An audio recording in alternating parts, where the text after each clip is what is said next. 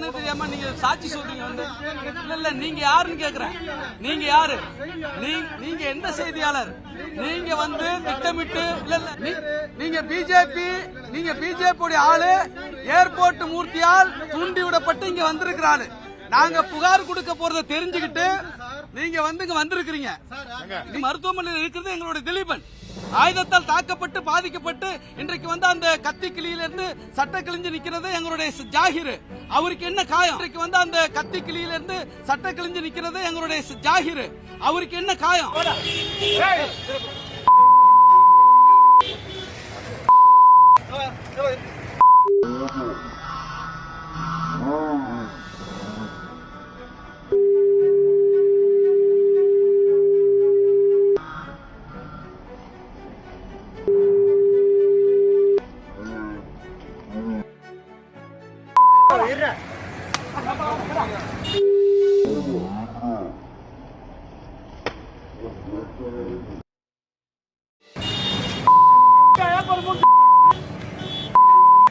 தலைவர் திருமாவளவன் வாழ்க! தலைவர் திருமாவளவன் வாழ்க!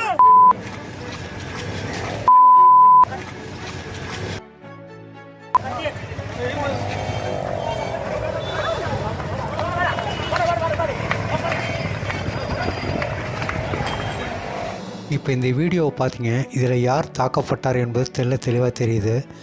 ஏர்போர்ட் மூர்த்தி தான் அனைவரையும் கூப்பிட்டு விசிக நிர்வாகிகளை கூப்பிட்டு தாக்கினாராம் அப்படின்னு சொல்லி விசிகவுடைய வழக்கறிஞர்கள் இப்போது பத்திரிகையாளரிடம் சண்டையில் ஈடுபட்டுள்ளனர்.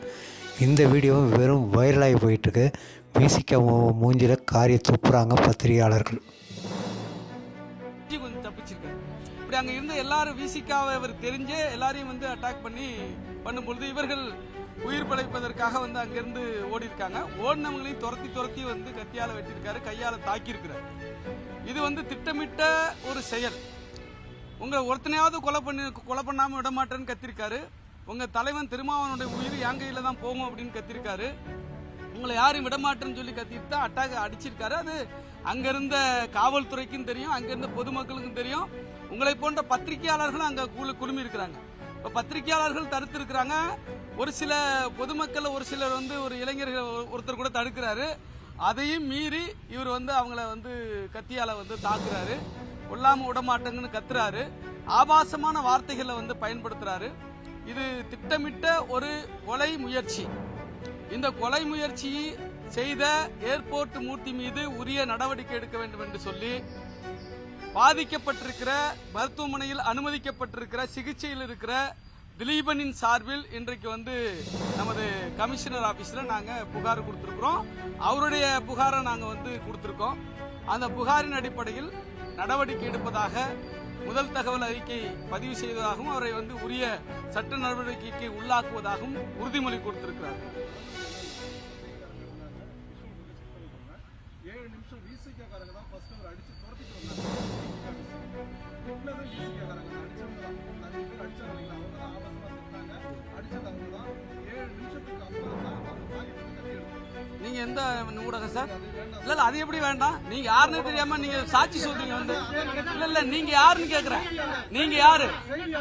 நீங்க எந்த செய்தியாளர்? நீங்க வந்து திட்டமிட்டு இல்ல நீங்க விசுவல நான் காட்டுறேன் உங்களுக்கு. நீங்க எந்த பிரஸ்? இல்ல நீங்க எந்த பிரஸ் தெரியாம செய்தியாளர் மொட்டையா சொன்ன அப்படி நீங்க வந்து இல்ல சார் இங்க பாருங்க. நீங்க வந்து ஒரு வந்து அவருக்கு சார்பா பேசுறீங்க. ஆமா சார்பா பேசுறீங்க சார். நீங்க யாருன்னு சொல்லுங்க போத சார். உங்க பேர் என்ன? நீங்க யாரு சொல்லுங்க. எந்த பத்திரிகைன்னு சொல்லுங்க. நீங்க இருங்க. நீங்க பிஜேபி ஆளு ஏர்போர்ட் மூர்த்தியால் தூண்டி விடப்பட்டு இங்க வந்திருக்கிறாரு. நாங்க புகார் கொடுக்க போறதை தெரிஞ்சுக்கிட்டு நீங்க வந்து இங்க வந்திருக்கிறீங்க. என்ன யார போய் கேட்க? நீங்க யாருன்னு சொல்லுங்க சார். நீங்க யாருன்னு சொல்லுங்க சார். நீங்க விசுவல் எங்கிட்ட இருக்கு சார். நீங்க தப்பா பேசுறீங்க. இருங்க, விசுவல் எங்கிட்ட இருக்கு. இல்லங்க நீங்க சொல்ல வேண்டாம் சார். உங்களுக்கு பதில் சொல்ல வேண்டிய அவசியம் இல்ல. இங்க பாருங்க சார். இங்க பாருங்க. இருங்க நீங்க வந்து இருங்க ஒரு நிமிஷம் சார். நீங்க இருங்க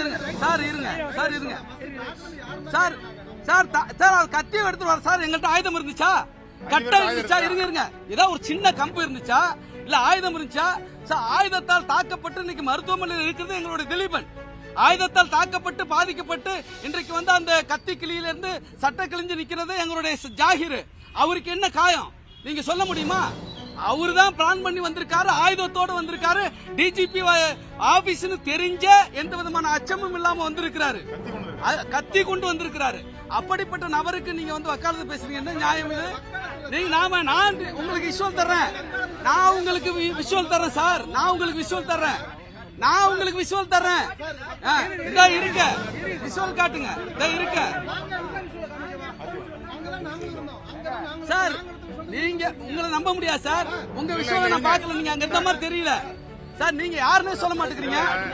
எந்த செய்தியாளர், எந்த பத்திரிக்கை சார்? அதை சொல்லணும் சார். இங்க பாருங்க, ஆமா சொல்லணும். செய்தியாளர்னா அடையாளம் இருக்கணும் சார், அடையாள அட்டை இருக்கணும். அப்படி இல்லன்னா எப்படி செய்தியாளர் சொல்ல முடியும்? நீங்க ஏர்போர்ட் மூர்த்தியால் வந்து தூண்டி விடப்பட்டு இங்க வந்திருக்கிற நபர். ஆமா சார், என்ன ஓவன்றீங்க? நீங்க பாஜகவுடைய RSS ஒரு சங்கினுடைய ஆதரவாளர் நீங்க. ஆமா, நீங்க யாருன்னு சொல்லுங்க, நீங்க யாரு சொல்லுங்க, இல்ல விடுங்க, நீங்க யாரு சொல்லுங்க சார். செய்தியாளர்னா நீங்க எப்படி சொல்றீங்க? உங்க அடையாள அட்டையை காட்டுங்க சார், உங்க அடையாள அட்டையை காட்டுங்க. அவரு கேக்குற கேள்வி சார், என்ன பேட்டில எப்படி பேசுவீங்களானா? யாரு மிரட்டுறா சார்? நீங்க யாருன்னு கேக்குறேன், மிரட்டானா இல்ல, நீங்க யாருன்னு கேக்குறேன் சார், நீங்க யாருன்னு கேக்குறேன் சார். கேள்விக்கு பதில் சொல்ற சார், நீங்க யாரும் தெரியாம எப்படி? சொல்லிட்டேன் இருங்க சார்.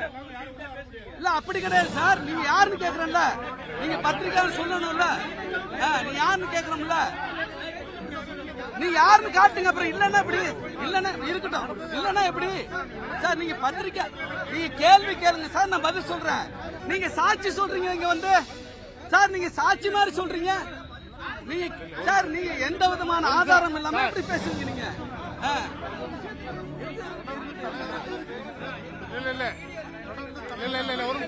வீடியோ நாங்க தரோம் சார், வீடியோ தரோம் சார். நாங்க போலீஸ்ல கொடுத்துருக்கோம்.